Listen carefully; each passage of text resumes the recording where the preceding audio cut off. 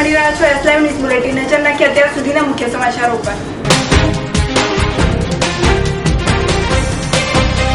રામદેવના અંતરનો અંત, 2014 સુધી કોઈ આંદોલન નહીં છેડાય।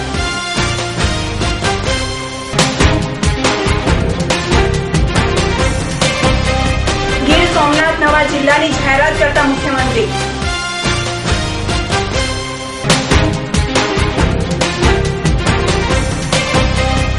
ઓલિમ્પિક વિજેતાઓનું ભારતમાં ભવ્ય સ્વાગત।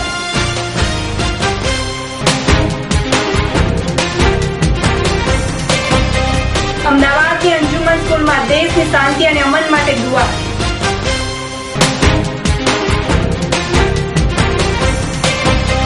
લકવાગ્રસ્ત દર્દીઓ માટે આશાનું કિરણ લઈને આવ્યું હેલ્ધી ફ્યુચર।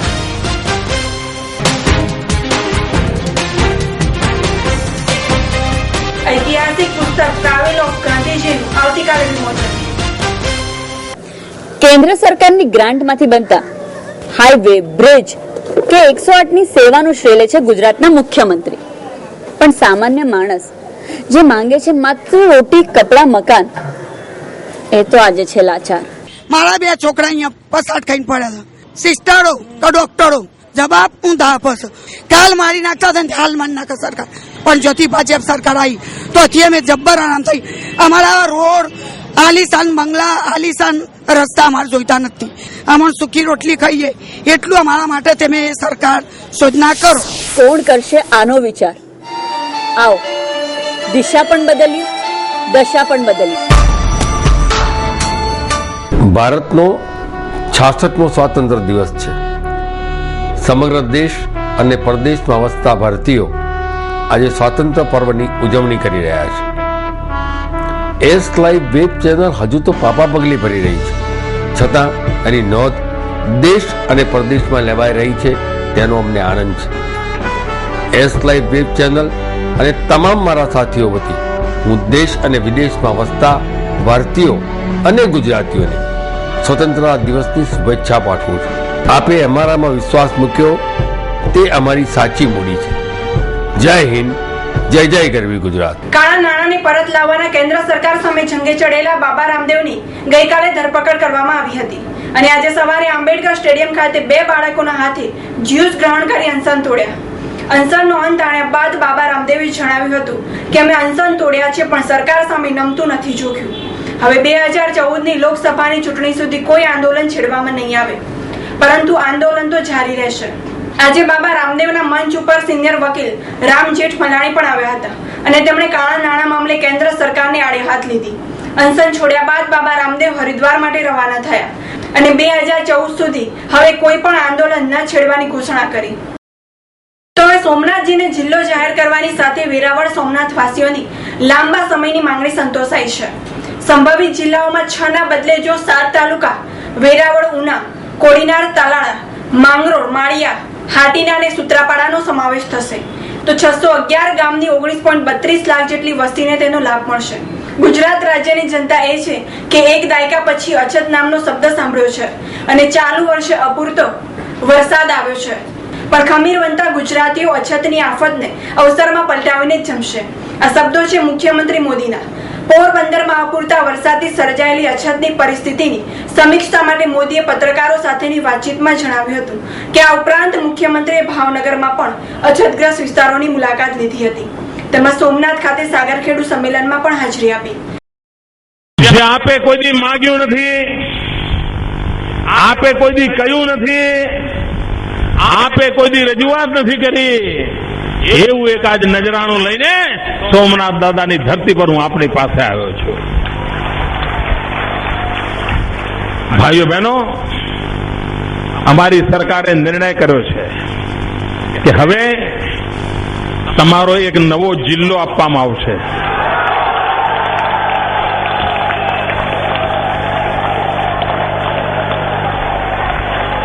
6 તાલુકાનો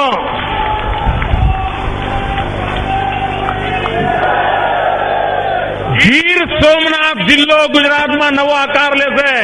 ભાઈઓ બહેનો, એક નવો જિલ્લો વહીવટી તંત્ર તમારા આંગણે, હવે તમારે જુનાગઢ સુધી આંટો ન મારવો પડે, આખી સરકાર તમારે આંગણે એના માટેનો નિર્ણય કર્યો છે. મુખ્યમંત્રી મોદીએ માછીમારો માટે 200 કરોડની સબસિડી, પાકિસ્તાન જેલમાં રહેલા માછીમારોના પરિવારોને હવે દૈનિક ₹150નું ભથ્થું, નવું સૂત્રાપાડા ફિશરી સ્પોટ, માછીમાર મહિલાઓ માટે સીવીડ પ્રોજેક્ટ વગેરેની જાહેરાત કરી. આ પ્રસંગે સાંસદ વિજય રૂપાણીએ જણાવ્યું હતું કે સાગર કિનારા યાત્રામાં કોંગ્રેસ જૂઠાણાઓનો પર્દાફાશ થયો છે તેવું જણાવી કોંગ્રેસ ઉપર પ્રહાર પણ કર્યા. આ ઉપરાંત ગીર સોમનાથને નવા જિલ્લાની ઘોષણા કરવામાં આવી. લંડન ઓલિમ્પિકમાં ઐતિહાસિક સફળતા મેળવનાર પહેલવાન સુશીલ કુમાર અને યોગેશ્વર દત્ત ગઈકાલે રાત્રે સ્વદેશ પરત ફરતા એરપોર્ટ ઉપર ભવ્ય સ્વાગત કરવામાં આવ્યું. ઇન્દિરા ગાંધી આંતરરાષ્ટ્રીય એરપોર્ટ ઉપર આ સ્ટાર પહેલવાનોનું સ્વાગત કરવા માટે તેમના પરિવારજનો અને હજારોની સંખ્યામાં રમત પ્રેમીઓ ઉમટી પડ્યા. રમત પ્રેમીઓ પોતાની સાથે ફૂલહાર, બુકે અને મીઠાઈ લઈને એરપોર્ટ ઉપર આવ્યા હતા. એરપોર્ટ ઉપરથી આ બંને વિજેતાઓ બહાર આવે ત્યાં સુધી ઢોલ નગારા વાગતા રહ્યા. બંનેના સ્વાગત માટે એરપોર્ટ ઓથોરિટી ઓફ ઇન્ડિયાના અધિકારીઓ પણ હાજર રહ્યા. સુશીલ કુમારે ફ્રીસ્ટાઇલ સ્પર્ધામાં 66 કિલો વર્ગમાં રજત ચંદ્રક, જ્યારે યોગેશ્વરે 60 કિલો વર્ગમાં કાંસ્ય પદક જીત્યો છે. બંને એરપોર્ટ ઉપરથી બહાર આવે ત્યારે ભીડ બેકાબુ થઈ ગઈ હતી. જોકે ભીડને કાબુમાં લેવા પોલીસે ભારે મુશ્કેલીઓ પડી. સુશીલ કુમારે મીડિયા સાથે કોઈ વાતચીત કરી નહોતી, જ્યારે યોગેશ્વરે કહ્યું હતું કે અમારું ભવ્ય સ્વાગત જોઈને હું ગદગદિત થયો છું. મહાન ભારત વર્ષની આઝાદી પર્વના પૂર્વ દિને રાષ્ટ્રમાં શાંતિ અને સલામતી તેમજ સમૃદ્ધિ વ્યાપે તેવા હેતુસર એક કાર્યક્રમ યોજાયો. અમદાવાદની અંજુમન ઇસ્લામિક પ્રાઇમરી સ્કૂલનું પ્રાંગણ રંગાયું રાષ્ટ્રભક્તિના રંગે. દેશની 1 અબજ 21 કરોડની માનવ સંપદાની સલામતી માટે એક વિશેષ કાર્યક્રમનું આયોજન કરાયું, જેમાં પ્રાઇમરી સ્કૂલના નાના ભૂલકાઓએ રાષ્ટ્રભક્તિના અનેક પરફોર્મન્સ આપ્યા. દુપટ્ટાના રંગોથી ત્રિરંગો બનાવી શાંતિ અને અમન માટે પ્રાર્થના કરી. ઇસ્લામિક સ્કૂલ છે. ભારતના 65મા સ્વાતંત્ર્ય દિન નિમિત્તે બાળકોને ઉત્સાહ હતો કે આપણે પણ કંઈક કરીએ. એમાં રમઝાન પવિત્ર માસમાં બાળકોએ ભારતની સમગ્ર ભારતની અંદર શાંતિ અને ભારતની ઉન્નતિ માટેની પ્રાર્થનાનું આયોજન કર્યું, જેમાં દરેક લગભગ 200 જેટલા બાળકોએ ભાગ લીધો અને દરેકે પોતે ત્રિરંગાના રંગે રંગાઈને પોતાની દેશની પ્રગતિ માટે, દેશની શાંતિ જળવાઈ માટે પવિત્ર માસની અંદર પોતે બાળકો જ છે. એમનામાં એવું કંઈક હિન્દુ કંઈક મુસ્લિમ જેવું કંઈ ધાર્મિક લાગણીઓનું સિંચન કરવામાં શાળામાં આવતું નથી. એટલે દરેક બાળકો પોતે દેશને સમજીને પોતાના દેશની પ્રગતિ, ઉન્નતિ અને શાંતિ માટે બધાએ પ્રાર્થનામાં ભાગ લે. આ વર્ષે સ્કૂલમાં 11 વર્ષથી સેવા આપતા શિક્ષિકા મનીષા ભાવસારે જણાવ્યું હતું કે અમારી સ્કૂલમાં દર વર્ષે આ પ્રકારના કાર્યક્રમોનું આયોજન કરવામાં આવે છે, જેની પાછળનો હેતુ આતંકવાદ, નક્સલવાદ અને ભયના વાતાવરણથી મુક્તિ મળી અને શાંતિ, સલામતી અને દેશ સમૃદ્ધ બને તે પ્રાર્થના કરવાનો છે. લકવાગ્રસ્ત દર્દીઓ માટે ખુશ ખબર છે. હવે અમદાવાદમાં સૌ પ્રથમ વખત FES નામનું યંત્ર આવ્યું છે, જેમાં એક બેટરી અને લકવાગ્રસ્ત પગ ઉપર મૂકવા માટેના ઇલેક્ટ્રોડ્સ આવતા હોય છે. આ મશીન એની જાતે જ માનવ પગલાની સમજ મેળવી લે છે અને સ્નાયુઓ કાર્યરત કરે છે. મારું સ્પેશિયલાઇઝેશન ન્યુરોલોજી, જેના અંદર મગજના જે લકવા થતા હોય છે, મગજના અને સ્પાઇનલ કોર્ડને જે ઇન્જરી થતી હોય છે અને એના કારણે શરીર ઉપર જે ઇફેક્ટ થાય, એના અંદર અમે કઈ રીતે શરીરના અંગોને ફરીથી કાર્યરત કરવું એ અમારી સ્પેશિયાલિટી કહેવાય.